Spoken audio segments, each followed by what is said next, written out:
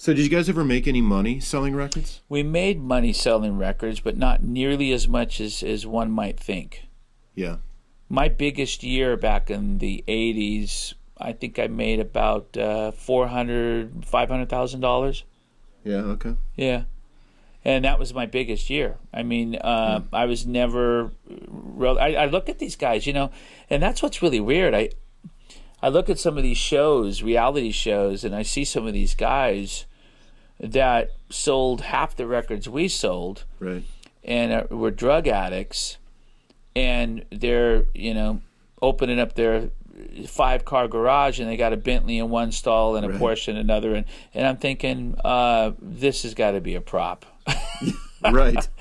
This has got to be a production prop here, man, or a plant, because there's no way. Right.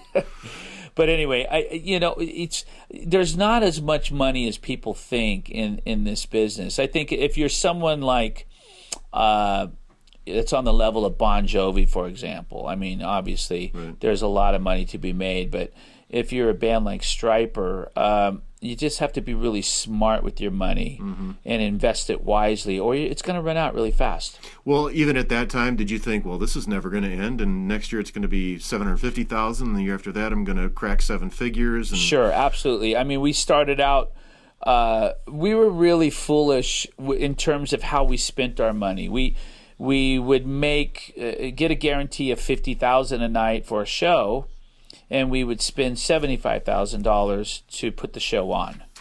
Right.